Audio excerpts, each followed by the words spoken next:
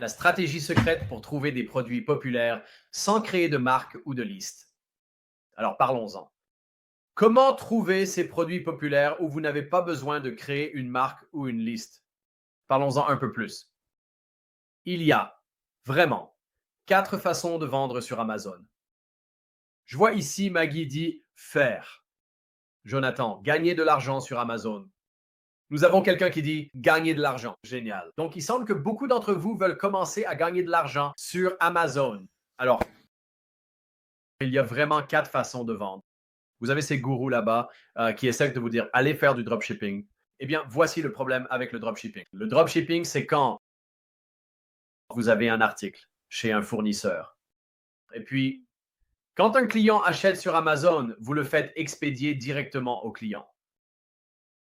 Eh bien, le problème avec le dropshipping, c'est que vous n'allez pas faire de vente, n'est-ce pas? Quand vous allez sur Amazon, je suis sûr que vous avez remarqué cela. Si vous faites des achats sur Amazon, vous voyez cette livraison gratuite en 1 à 2 jours. Et puis, vous voyez ces autres produits qui peuvent prendre 1 semaine ou 3 semaines pour arriver. Eh bien, quand vous faites du FBM, c'est-à-dire que vous faites expédier les articles aux clients, pas depuis Amazon, Amazon va dire oui, ça va arriver dans 7 à 10 jours. Par contre, si c'est quelque chose dans l'entrepôt d'Amazon, alors ça va indiquer que ça arrivera en 1 à 2 jours. Donc, vous voulez que votre stock soit dans l'entrepôt d'Amazon. De cette façon, vous allez faire beaucoup plus de ventes. Parce que réfléchissez-y, si vous-même voulez acheter des articles qui arrivent en 1 à 2 jours, vous savez, d'autres clients sont comme ça aussi. Donc, le dropshipping ne fonctionne pas bien avec Amazon. Les gens ne veulent pas attendre 7 à 10 jours pour recevoir leurs articles. Ils veulent cette livraison gratuite en 1 à 2 jours. Donc, le dropshipping ne fonctionne pas. Ensuite, vous avez ces gourous là-bas. Ils disent d'aller faire de l'arbitrage de détail où vous achetez des articles à prix réduit dans les magasins et les revendez. Eh bien, voici le problème avec l'arbitrage de détail. Le problème avec l'arbitrage de détail est que lorsque vous achetez quelque chose à prix réduit et que vous commencez à le vendre sur Amazon, tout ce que vous aurez est un reçu de vente au détail.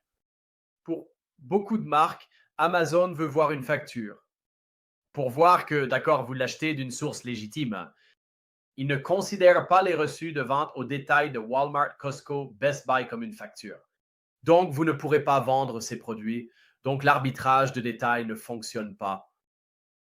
Ensuite, vous avez le commerce de gros. Le commerce de gros. C'est là que vous achetez des produits qui existent déjà sur Amazon, ce qui signifie que vous n'avez pas à créer une annonce. C'est le moyen le plus rapide d'obtenir des ventes parce que vous vendez sur une annonce existante. Donc, vous n'avez pas à prendre de photos, vous n'avez pas à faire de photos de description, vous n'avez pas à faire tout cela. Vous vendez simplement sur une annonce qui se vend déjà bien. Maintenant, il y a plus de 350 millions de produits sur Amazon. Donc, nous ne voulons pas vendre quelque chose qui ne se vend pas bien. Nous voulons cibler ceux qui se vendent bien. Donc, le commerce de gros.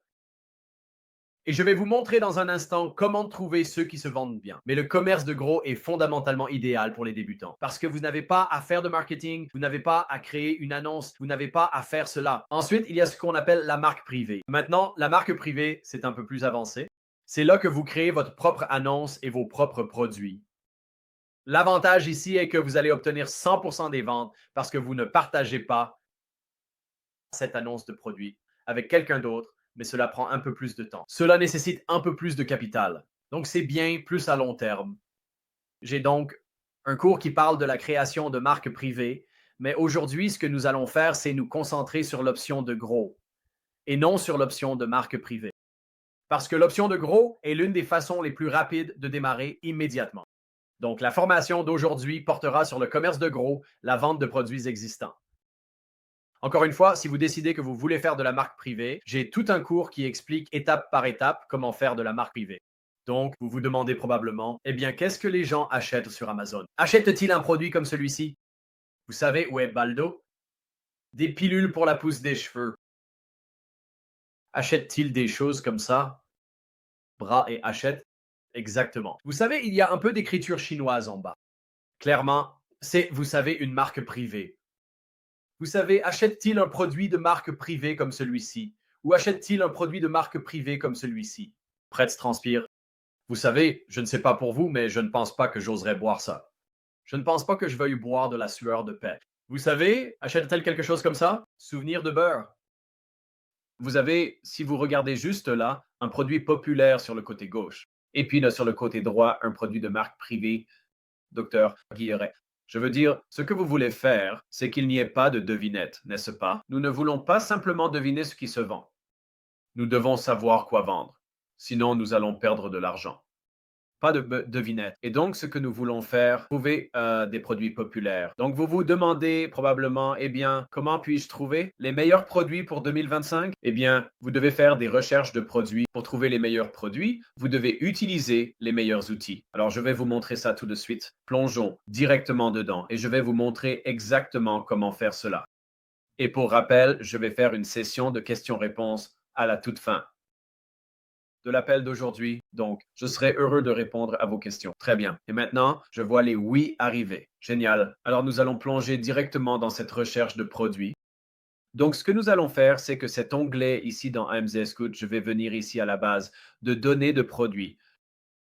Et donc, dans la base de données de produits, il y a, vous savez, des millions de produits ici. Et nous pouvons venir ici où il est écrit plus de filtres. Et à partir d'ici, vous pouvez choisir des catégories. Donc, disons que vous aimez vraiment, vous savez, les produits pour bébé, n'est-ce pas? Certaines d'entre vous, les mamans, pourraient se dire, oh, j'aime les produits pour bébé, vous savez. Vous savez, certains d'entre vous pourraient dire, oh, j'aime le sport, le sport. Oui, ce serait génial. Vous savez, ou certains d'entre vous, les gamers, aiment probablement les jeux vidéo. Vous savez, quelle que soit la catégorie qui vous intéresse, vous pouvez choisir la catégorie que vous voulez. Mes deux catégories préférées, si vous voulez savoir ce que j'aime vraiment la maison et la cuisine, car c'est une catégorie à l'épreuve de la récession. Même chose pour les jouets et les jeux. Donc, je vais sélectionner ces deux-là, mais vous pouvez choisir la catégorie qui vous intéresse. Vous cliquez sur Appliquer. Et ensuite, ce que nous allons faire, c'est définir une fourchette avec un minimum de 15 dollars. Je trouve qu'une fois que vous descendez en dessous de 15 dollars, ce n'est pas aussi rentable. Mais ensuite, une fois que vous dépassez 60 dollars, vous savez, les gens doivent réfléchir un peu plus. S'ils veulent vraiment acheter quelque chose qui coûte plus de 60 dollars, donc j'aime que cela soit dans cette gamme d'achat impulsif. Et ensuite, j'aime mettre le poids à moins de 2 livres. Parce que je ne veux pas vendre quelque chose de très lourd, car cela coûte beaucoup plus cher en expédition. Ensuite, pour le revenu estimé, je vais mettre un minimum de 10 000. Euh, juste, c'est juste une sorte de fourchette approximative. Je veux dire, je suis prêt à vendre des articles qui rapportent moins de 10 000, mais je vais juste mettre cela comme un seuil minimum. Maintenant, je ne veux pas quelque chose qui va avoir beaucoup de retours. Et généralement, si les gens ne sont pas satisfaits du produit, ils vont le retourner. Alors, mettez vos évaluations, un minimum de 3,5 étoiles. Et je vais mettre le nombre de vendeurs, un maximum d'un. De cette façon, je peux trouver ceux qui ont un peu moins de concurrence. Donc, en mettant le revenu estimé et en trouvant des articles qui ont une forte demande, en choisissant quelque chose avec peu de vendeurs, je cherche des articles qui n'ont pas beaucoup de concurrence. Ensuite, à partir d'ici, je vais cliquer sur Trouver des produits. Et comme vous pouvez le voir, il recherche maintenant parmi des millions de produits dans la base de données. Il recherche pour voir quels produits répondent à ces critères. Et donc, nous allons lui donner 1 minute pour charger. D'accord. Alors, je vais fermer ça rapidement en haut. Voilà. D'accord. Beaucoup mieux. Donc maintenant, nous pouvons voir ces différents produits ici. Et prenons juste ceci. Edge, Flex, Edge Beater pour KitchenAid. Maintenant, laissez-moi vous montrer ce que je cherche, ce que je ne cherche pas. Je ne veux pas chercher quelque chose de très générique, car il est probable que ce soit un produit de marque privée. Je veux quelque chose qui semble très réputé. Je veux vendre un produit très réputé. Donc, en parcourant cela, vous savez, il semble que ces produits KitchenAid reviennent sans cesse, un batteur pour KitchenAid. Alors, allons-y. Ouais, et jetons un coup d'œil à cela. Donc, ce que je vais faire, c'est que nous allons cliquer dessus. Ça va l'afficher sur Amazon ici. Donc, je vais juste copier ça rapidement. Nous allons dire un batteur pour KitchenAid. Donc, je vais mettre ça ici. Nous allons aller au logo ici, faire une recherche. Batteur pour KitchenAid. Maintenant, j'ai tous ces résultats ici. Maintenant, quand vous regardez cela, vous savez, en tant que vendeur, vous vous demandez, qu'est-ce que tout cela? Vous savez, que vais-je faire de cette information? Eh bien, ce qui est vraiment cool, c'est que nous avons une extension ici qui, lorsque vous cliquez dessus, va prendre ces produits et elle va les présenter d'une manière que nous, en tant que vendeurs, pouvons voir. Donc, en tant que vendeur, nous ne voulons pas voir tout cela. Ces choses-là, ce que nous voulons voir, ce sont les chiffres. À quel point ça se vend bien? Combien y a-t-il de concurrents? Nous voulons les voir ligne par ligne. Et donc, ce qui est vraiment génial, c'est que AMS-SQ a pris tout le contenu de cette page et l'a mis dans un format qui nous convient, nous, les vendeurs, avec les informations que nous voulons connaître. Donc, par exemple, je peux jeter un œil à ce produit ici et je peux voir qu'il est indiqué comme chaud. Donc, cela signifie qu'il se vend bien. Il y a un score de marque privée et ensuite il y a un score de revente. Maintenant, le score de marque privée, je ne vais pas en parler aujourd'hui parce que j'ai un cours qui traite justement du score de marque privée. Cela vous apprend plus sur la marque privée. Donc, ce que je fais aujourd'hui, c'est que je me concentre davantage sur la revente. C'est donc ce que je vous enseigne. Aujourd'hui, il s'agit de la revente. Donc, nous allons nous concentrer sur cette revente ici. Donc, la revente ici, celle-ci est notée à 10. Celles-ci ici sont à 0. Celles-ci ici sont à 10. Donc, ce que j'aime voir, c'est que j'aime voir ce chiffre au-dessus de 7. Donc, un 8, soit un 9, un 10, ce sont vraiment de bons scores pour la revente. Donc, si je clique dessus, ce que ça fait, c'est que ça me donne le score. Donc, encore une fois, nous n'allons pas nous concentrer sur la marque privée à gauche. Nous allons nous concentrer sur le revendeur à droite. Donc, la revente à droite, elle nous montre qu'il y a peu de concurrence. Et ensuite, elle nous montre qu'il y a une forte demande. C'est pourquoi celle-ci est une bonne option à vendre. Donc, je veux vous montrer cela là-bas. Alors, voyons voir. On dirait que certains d'entre vous ne peuvent pas le voir. Je ne suis pas sûr de ce qui se passe avec Google Chrome, pourquoi il ne le montre pas. Laissez-moi fermer ça. Laissez-moi cliquer dessus à nouveau. Eh bien, ça n'apparaît toujours pas à l'écran. Voyons voir. D'accord. Il semble donc que, pour une raison quelconque, Google Chrome n'affiche pas les pop-up. Je ne suis pas sûr pourquoi cela se produit, mais Google Chrome, pour une raison quelconque, ne l'affiche pas. Donc, généralement, cela apparaît et vous montre ce que la répartition du score là-bas. Cliquons dessus. Ce qui est cool avec ça, c'est que vous pouvez ensuite voir sur le calculateur de profit. Laissez-moi cliquer là-dessus. Est-ce que cela s'affiche? Non, le calculateur de profit n'apparaît pas non plus. Quand je clique dessus, cela s'affiche sur mon écran, mais je ne suis pas sûr pourquoi vous ne pouvez pas le voir sur votre écran. Essayons ceci. Je vais arrêter le partage et le repartager. Et voyons si cela fait une différence. D'accord. Remettons le partage d'écran. D'accord. Donc maintenant, je vais ouvrir le calculateur et retournons en fait au score. Voyons si cela fonctionne pour vous. D'accord, voilà, je pense que ça s'affiche maintenant. D'accord. Donc, je pense que nous avons résolu le problème. Alors, euh, revenons à celui-ci. D'accord. Maintenant, je vais cliquer sur le calculateur de profit. Voyons, cela ne s'affiche pas sur votre écran. C'est intéressant, d'accord? Donc, je ne suis pas sûr pourquoi sur l'extension, pourquoi cela ne s'affiche pas pour vous, mais nous allons simplement continuer. Pour une raison quelconque, lorsque je fais apparaître les fenêtres sur l'extension, cela ne s'affiche pas pour vous. Mais en gros, ce calculateur, si je clique dessus, ce qu'il m'affiche, c'est que si je devais entrer le coût de mon produit, disons qu'il me coûte 3 dollars, il estime que mon profit sur cela sera 3221 dollars par mois. Dites-moi dans le chat si vous vendiez ce produit et que votre profit était de 3221 dollars par mois, dites-le moi. Si vous pensez que ce serait un bon début pour vous, si vous pensez que ce serait un bon début, tapez dans le chat, dites bon début, bon départ. Dites-moi ce que vous en pensez dans le chat. Si vous pensez que gagner 3 200 $ chaque mois, mois après mois, avec un seul produit, dites-moi si vous pensez que ce serait un bon début. Maintenant, ce n'est qu'un seul produit. Nous continuons à ajouter de plus en plus de produits. C'est donc assez cool de voir comment cela fonctionne. Je peux même vérifier l'historique de la niche. Je vais cliquer dessus et ensuite ça s'affiche et ça me montre un graphique de ses performances au fil des mois. J'ai donc ouvert un autre onglet dans Google Chrome. Apparemment, Google Chrome ne l'a pas affiché. Donc, nous y voilà. Comme vous pouvez le voir, quand j'ouvre le nouvel onglet, il montre tous ces batteurs à œufs.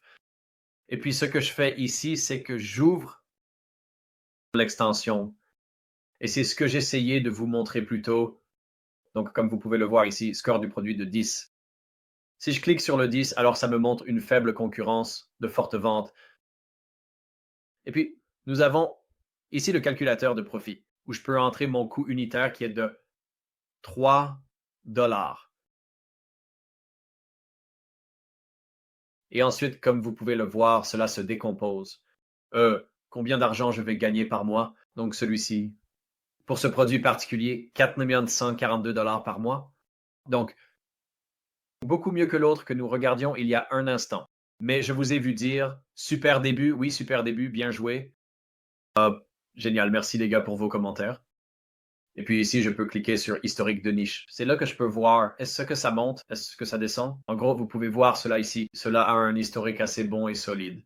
Donc, ce serait un excellent produit à vendre. Donc, ce produit génial à vendre, un super ici. Et puis, quand il s'agit de trouver un fournisseur pour cela, vous pouvez cliquer ici sur fournisseur. Et puis, je peux voir, vous savez à quel prix il se vend. Comme ce fournisseur juste ici, 2,86 $. Et je peux en quelque sorte voir à quel prix les fournisseurs vendent. Celui-ci est à 2,90 $. Donc, je peux prendre ce chiffre, le mettre dans le calculateur de profit, mettre ici, vous savez quels sont mes coûts, vous savez 3 dollars par unité, et ensuite, il peut calculer mon profit.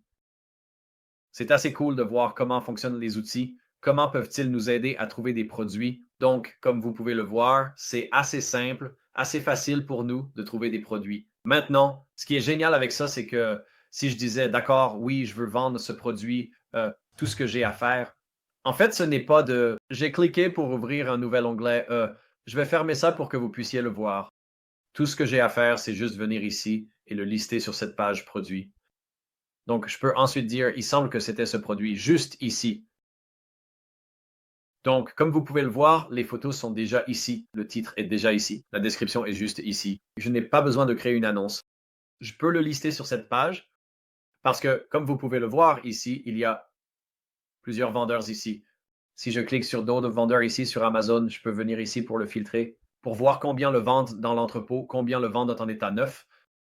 Donc, en réalité, je ne serai en concurrence qu'avec un seul vendeur, appelé Everything Kitchen. Donc, je serai en concurrence avec un autre vendeur qui vend cela. Donc, vous pouvez même le filtrer. Ici, sur le côté gauche, si j'en sors du neuf et que j'enlève ceux qui le vendent pas, FBA, vous pouvez voir qu'il y a d'autres vendeurs, mais ils n'obtiendront pas la boîte d'achat. Ils n'obtiendront pas la boîte d'achat parce que vous devez vendre en état neuf. Et Amazon vous donne une priorité plus élevée si vous le vendez en prime pour obtenir cette boîte d'achat juste là. Donc, c'est plutôt cool. C'est ainsi que vous pourriez facilement trouver un produit qui a une forte demande et une faible concurrence. En seulement quelques minutes, comme ça, nous sommes capables de trouver quelque chose qui nous rapporterait plus de 4 000 $ par mois en bénéfices.